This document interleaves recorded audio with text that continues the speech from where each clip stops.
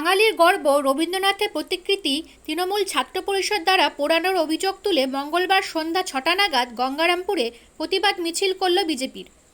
এদিন গঙ্গারামপুরের বিজেপির বিধায়ক কার্যালয় থেকে বিজেপির পক্ষ থেকে একটি প্রতিবাদ মিছিল বের করা হয়।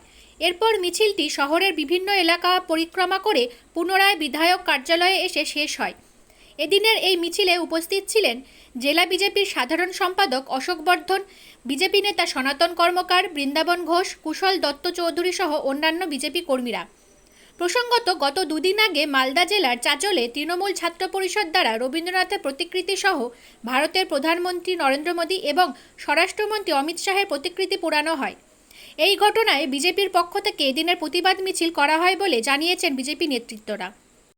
আজকে ভারতীয় জনতা পার্টি পশ্চিমবঙ্গ প্রদেশের ডাকে গোটা পশ্চিমবঙ্গ ব্যাপী আপনারা জানেন যে মালদার চাচলে টিএমসিপি অর্থাৎ তৃণমূলের ছাত্র পরিষদ আজকে তারা আন্দোলনের নামে সেখানে যেভাবে আমাদের বিশ্ববরেণ্য কবি রবীন্দ্রনাথ ঠাকুরের তার যে ছবি সেখানে আগুন দিয়ে পুড়িয়ে দেয় এবং আজকে সেই ব্যাপারে আমরা গোটা পশ্চিমবঙ্গের সঙ্গে সঙ্গে গঙ্গারামপুর শহর মণ্ডলের ডাকে আজকে আমরা ধিক্কার মিছিল করলাম।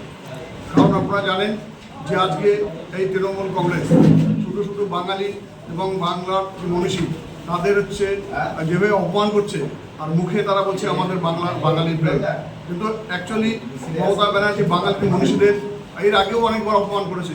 আবার এবং সেদিনও দেখলাম আমরা যে আজকে চাচলে যেভাবে সেই ফটোটা পুড়িয়ে দেওয়া হলো রবীন্দ্রনাথ ঠাকুরের, তাহলে আজকে তার বিরুদ্ধে তো কোনো রকম ব্যবস্থা এখনও অবধি নেয়নি।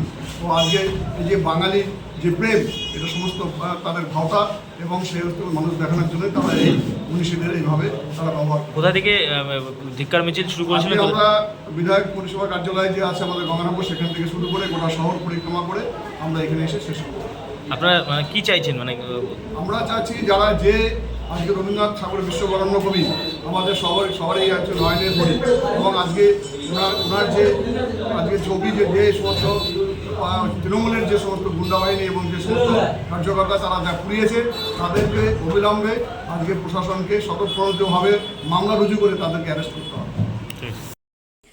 গঙ্গারামপুর থেকে বাবাই সূত্রধরের রিপোর্ট, নিউজ ফার্স্ট বাংলা। শরতের আগমন, চারিদিকে পুজোর প্রস্তুতি চলছে, মণ্ডপ তৈরির ধুম, বাজারে কেনাকাটা, চারিদিকে উৎসবের আমেজ। কিন্তু এই আনন্দের মাঝেই আমাদের পাড়ার বৃদ্ধা মাসির সংসারে নেমে এসেছে দুঃখের ছায়া। 2 বছর আগে স্বামীকে হারিয়েছেন তিনি। সংসারে আছেন একমাত্র ছেলে, তার বউ এবং ছোট্ট নাতনি। একসময় ছোট ব্যবসা করে সংসার চললেও এখন ছেলেটি নেশার কবলে পড়ে ভীষণ অসুস্থ। সংসারের বোঝা এসে পড়েছে বৃদ্ধা মা ও বৌমার কাঁধে। এমন পরিস্থিতিতে মাসির আর্তনাদ শুনে এলাকাবাসীর মন কেঁদে ওঠে।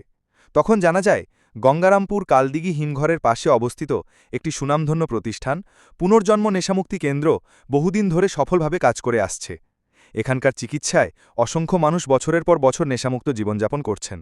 কেউ 2 বছর, কেউ 5 বছর, আবার কেউ 7-8 বছর ধরে নেশামুক্ত। অবশেষে মাসির ছেলে সেখানে ভর্তি হয়। চিকিৎসার পর আজ সে পুরোপুরি সুস্থ। পরিবার ফিরে পেয়েছে নতুন আশা ও সুখ।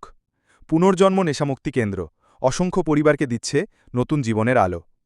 ঠিকানা গঙ্গারামপুর কালদিঘি হিমঘরের পাশে। যোগাযোগ 8670149220। নিজেকে নতুন করে আবিষ্কার করতে চান? প্রতিদিনের ক্লান্তি থেকে নিজেকে সতেজ করে তুলতে চান? তাহলে diamond hair and beauty ladies পার্লারে আপনাকে স্বাগত।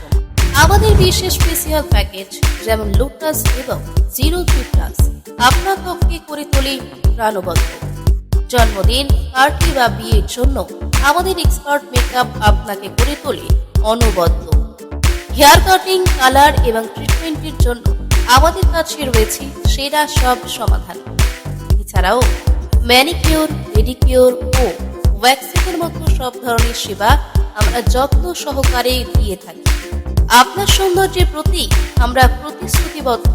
আজই আমাদের সাথে যোগাযোগ করুন এবং সেরা সেবার অভিজ্ঞতা নিন।